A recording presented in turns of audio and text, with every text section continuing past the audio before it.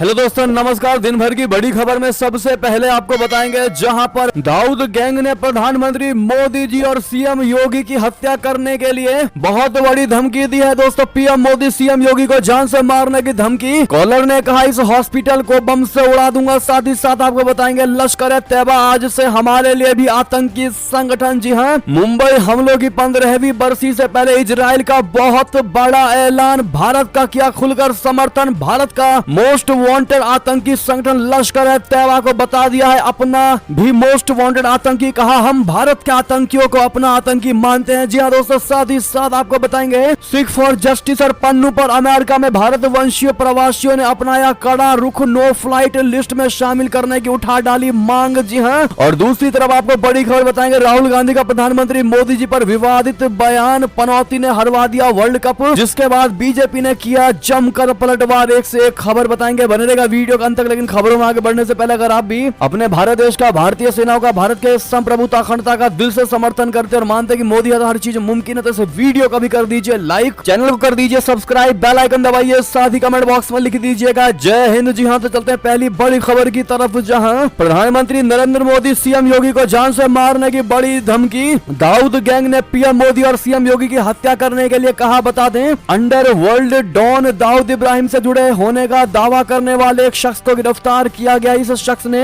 Mumbai police control room में call करके धमकी भरी कॉल की थी, जिसके बाद पुलिस ने आरोपी को ट्रेस कर गिरफ्तार किया। गिरफ्तार किए गए शख्स ने दावा किया कि दाऊद गिरोह ने उससे प्रधानमंत्री नरेंद्र मोदी और उत्तर प्रदेश के मुख्यमंत्री योगी आदित्यनाथ की हत्या की साजिश रचने को निर्देश दिया था। हिंदुस्तान टाइम्स की रिपोर्ट के मुताबिक पुलिस ने बताया है कि कॉल करने वाले आरोपी शख्स ने जे अस्पताल को भी निशाना बनाने की धमकी दी। जे अस्पताल महाराष्ट्र की राजधानी मुंबई के सबसे प्रमुख अस्पतालों में से एक है। आईपीसी की धारा 505 के सेक्शन 2 के तहत आरोपी शख्स पर केस दर्ज कर लिया गया है, जो विभिन्न धार्मिक, नस्लीय, भाषाई या क्षेत्रीय समूहों या जातियों के बीच दुश्मनी, नफरत या दुर्भावना को बढ़ावा देने वाले बयानों को देने पर लगाया जाता है। पुलिस की तरफ से एक बयान जारी किया गया है, जिसमें कहा गया है कि दाऊद इब्राहिम गैंग का नाम लेकर मुंबई पुलिस कंट्रोल रूम को धमकी भरा कॉल करने के मामले में एक शख्स को गिरफ्तार किया गया है। और इस शख्स का दावा है कि दाऊद गैंग ने उससे प्रधानमंत्री मोदी जी और उत्तर प्रदेश के सीएम योगी आदित्यनाथ की हत्या करने को कहा है। कॉल करने वाले शख्स ने जे अस्पताल को भी उड़ाने की धमकी दी। अब ऐसे में दोस्तों, पुलिस ने इसको गिरफ्तार तो कर ही लिया है, छानबीन भी चल ही रही है, पूरा पता लगाया जाएगा कि आखिर ये कितना सच और गलत बोल रहा है। लेकिन जो भी हो दोस्तों, अगर आप भी मानते हैं कि ऐसे लोगों को कड़ी से कड़ी सजा मिलनी चाहिए, तो अपनी राय अवश्य दीजिएगा। और साथ ही साथ long live Modi ji, Yogi ji, comment में जरूर कहिएगा। चलते हैं और खबर की तरफ, जहां पर मुंबई हमलों की 15वीं बरसी से पहले इजराइल का भारत को लेकर बहुत बड़ा बयान। जी हाँ दोस्तों, कहा लश्कर ए तैयबा आज से हमारे लिए भी आतंकी संगठन। जी हाँ, भारत के लिए तो ये आतंकी संगठन है ही, लेकिन आज से भारत का दुख हमारा दुख और भारत का ये आतंकी आज से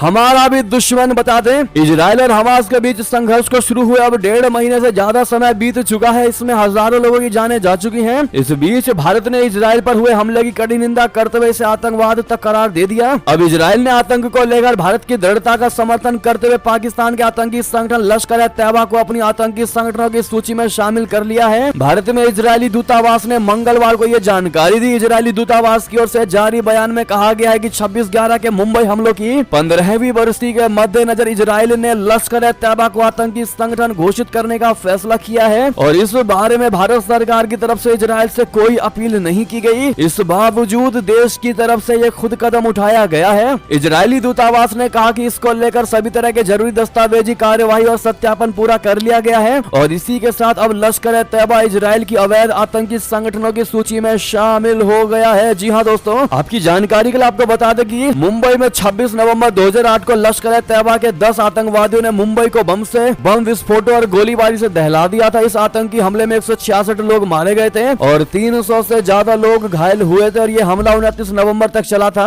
इसमें 9 आतंकवादी भी मारे गए थे और जिंदा पकड़े गए आतंकवादी कसाब को बाद में फांसी दी गई थी। जी हाँ दोस्तों, अब ऐसे में अगर आप भी मानते कि इजराइल ने वाकई में ये कह करके भारत का दिल जीत लिया और भारत के साथ रिश्ते और भी मधुर होने वाले हैं, तो अपनी राय अवश्य दीजिएगा। और साथ ही साथ दोस्तों, थैंक यू इजराइल कहना मत भूलिएगा। चलते हैं एक और खबर की तरफ, जहां सिख फॉर जस्टिस और पन्नू पर अमेरिका में भारतवंशी प्रवासियों ने अपनाया कड़ा रुख। नो फ्लाई लिस्ट में शामिल करने की उठा डाली मांग। बता दें, अमेरिका में भारतवंशी प्रवासियों के पैनल ने एयर इंडिया से उड़ान भरने वाले लोगों को धमकी देने वाले वीडियो संदेश जारी करने के लिए आतंकवादी गुरपतवंत सिंह पन्नू और उसके प्रतिबंधित संगठन सिख फॉर जस्टिस को नो फ्लाई सूची में शामिल करने की मांग की है। भारतीय अमेरिकी और भारतीय कनाडाई लोगों के एक संगठन foundation for India and Indian diaspora studies की तरफ से आयोजित पैनल चर्चा में शामिल प्रतिभागियों ने कहा कि अब समय आ गया है कि सरकारें एसएफजे के अलगाववादी सिख नेता के खिलाफ कड़ी कार्रवाई करें। एसएफजे एक अमेरिका स्थित संगठन है जिसे भारत सरकार ने भारत विरोधी गतिविधियों में लिप्त रहने पर गैर कानूनी गतिविधियां अधिनियम यानी यूपीए के तहत प्रतिबंधित किया हुआ है। जुलाई 2020 में पन्नू को अलगाववाद को बढ़ावा देने और कथित तौर पर पंजाबी सिख युवाओं को हथियार उठाने के लिए उकसाने के लिए यूपीए के तहत एक आतंकवादी घोषित किया गया था।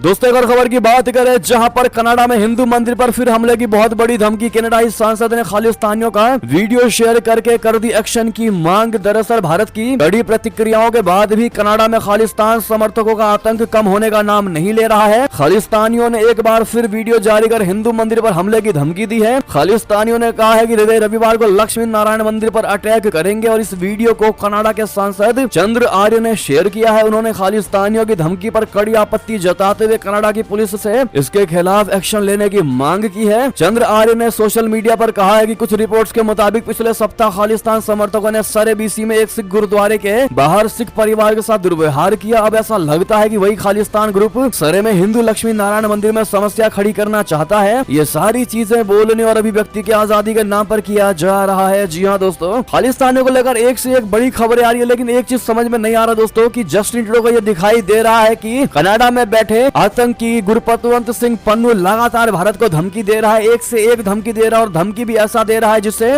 माल जाल के जान के खतरे को नुकसान हो सकता है। उसके बावजूद भी पन्नू के खिलाफ ट्रूडो ने अब तक कोई एक्शन नहीं लिया है। क्या ट्रूडो भी पन्नू के साथ मिला हुआ है और पन्नू का इस्तेमाल क्या कनाडा की सरकार कर रही है? क्या लगता है दोस्तों आपको? अपनी राय अवश्य दीजिएगा इस मुद्दे पर। बात करें एक और बड़ी खबर की, जहां स्वदेशी एंटी शिप मिसाइल का सफल परीक्षण रक्षा मामले में आत्मनिर्भर बनने की दिशा में बहुत बड़ा कदम बता दे। भारतीय नौसेना और डीआरडीओ ने मंगलवार को स्वदेश में निर्मित नेवल एंटी शिप मिसाइल का सफल परीक्षण किया। सी किंग 42B हेलीकॉप्टर से यह परीक्षण किया गया। अहम मिसाइल तकनीक के मामले में आत्मनिर्भर बनने की दिशा में ये परीक्षण बेहद अहम कदम है। परीक्षण के दौरान नौसेना और डीआरडीओ के शीर्ष अधिकारियों ने भी इस टेस्ट पर नजर बनाए रखा। बता दें कि भारतीय नौसेना द्वारा किए गए इस परीक्षण में मिसाइल की सीकर और गाइडेंस तकनीक का भी परीक्षण किया गया। बता दें कि किसी भी मिसाइल का उसके तय लक्ष्य को भेदना ही गाइडेंस तकनीक का हिस्सा है। कोई मिसाइल कितनी प्रभावी है ये उसकी गाइडेंस तकनीक पर ही निर्भर करता है। नौसेना ने जो वीडियो जारी किया है उसमें दिखाई दे रहा है कि महासागर के ऊपर उड़ रहे भारतीय नौसेना के हेलीकॉप्टर ने